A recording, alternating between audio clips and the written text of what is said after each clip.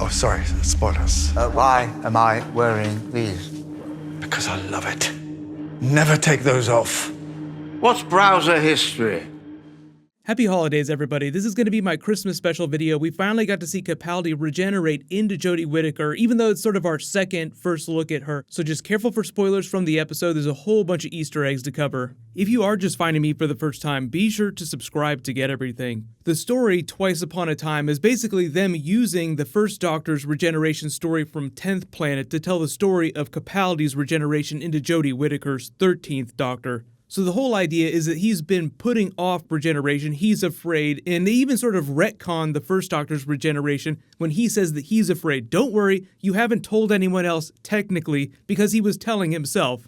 The villain, or the antagonist of the episode, even though they didn't turn out to be an antagonist, was the testimony, which is actually a metaphor for the testimony of the dead people of the past, the glass people that they used to copy memories. It was cool of them to bring Jenna Coleman back in the way that they brought Matt Smith's first companion, Amy Pond, back for his regeneration for like that final goodbye. But I love the way that they incorporated the footage from 10th Planet in the intro, the most epic previously on that we've ever had on Doctor Who. Previously on 709 episodes, and even though technically there's more than 800 episodes of Doctor Who, I think that number is sort of a joke on the idea of the lost episodes. So technically, I think it's over 830 episodes, maybe a little bit more than that at this point. David Bradley's always great as the First Doctor. Because this was the Christmas special, they played up the humor a little bit more just to make it a little bit happier for families to watch together. If I hear any more language like that from you, young lady, you're in for a jolly good smack bottom.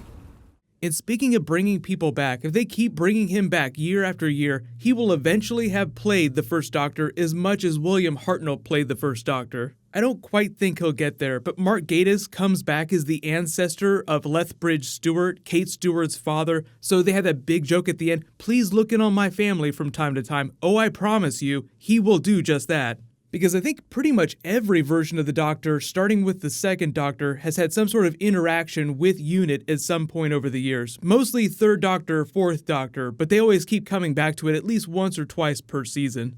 So because this was Capaldi's final episode and Moffat's final episode, there were a lot of Easter eggs for things from early in Capaldi's run, like Rusty was a big twist of the episode. It was good to see him again. But there were also a lot of jokes about Moffat-era Doctor Who, as well as Classic Who. Always a lot of Classic Who Easter eggs, but because this is Moffat's final episode, mostly Moffat-era Doctor Who jokes. The Doctor's met versions of himself many, many times before. I think there's been about 4 times that the Doctor has met the first version of himself. But usually for moments like this where they really play up the comedy, people point to the 50th anniversary where Matt Smith and David Tennant were comparing each other's sonics, like, oh, you're not quite as good as me.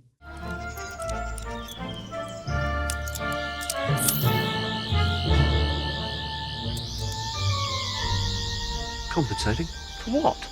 Regeneration, it's a lottery. Most of the first half of the episode with the First Doctor is you just remembering all the stuff that's changed since the First Doctor's run. Well, I guess Polly isn't around anymore. What happened to your TARDIS? It seems like it's bigger than it's supposed to be. Doctor Who is one of those few shows that can make fun of itself while also paying homage to itself and just having a really nice moment. Like Jodie Whittaker, when she regenerates, her first word is brilliant. So it's sort of like her saying, oh wow, this is amazing, but it's also sort of a joke about them saying that the episode was amazing. Pretty much every big speech that the characters got in the episode was a metaphor for Doctor Who itself, the character as well as the series, but also why it's important. So the Doctor himself was realizing why it's important that he needs to regenerate and he should not die, like this shouldn't be his final self, but also that the show itself in real life should continue on and why it's important to everyone. Probably the most important part of the episode was that last big speech that he was speaking to his future self as he was going out. It included Easter eggs from a whole bunch of different things, including Capaldi stuff in real life.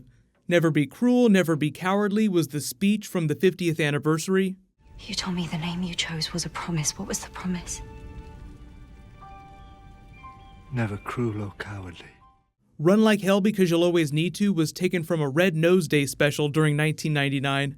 When he stopped for a second and said, never eat pears, that's actually from a David Tennant deleted scene. And 5, very important, 5, don't let me eat pears. I hate pears. probably one of the best Easter eggs is the one for Capaldi in real life. So when he initially became the Doctor, people were asking him questions about the Doctor's name, and he says, "I'm not the writer, I don't get to pick what his name is." But the part about children understanding the Doctor's name was taken directly from that speech. So that's actually something that Capaldi said in real life. It's not something that they made up from the episode. But most of the rest of it is all River Song stuff. He told River Song his name, so just more Moffat-era Doctor Who references, because River Song is a Moffat character, even though she debuted during David Tennant era. But let me know in the comments, what was your favorite moment from the episode? What did you think about it as far as Christmas specials go? And what do you think about Jodie Whittaker's version of the Doctor so far? Her falling from the TARDIS is also a nice callback to Matt Smith crashing the TARDIS in his first episode too.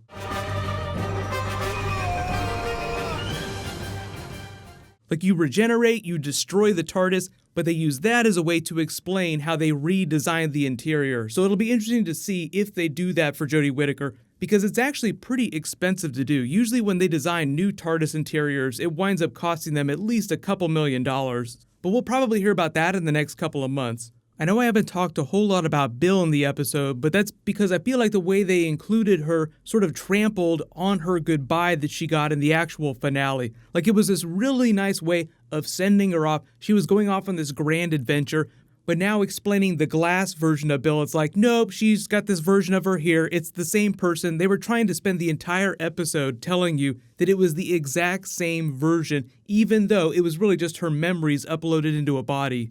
I don't know if there's a way that you could actually do the episode without including the most recent companion. So really cool that Bill was in the episode, but not so much with the way that they included her. That was really my only thumbs down, just the way they retconned her goodbye from the finale. And I was never really a big fan of Nardole, but I shouldn't have been surprised that they brought him back too. Because apparently now everybody in the history of human existence gets uploaded to this database.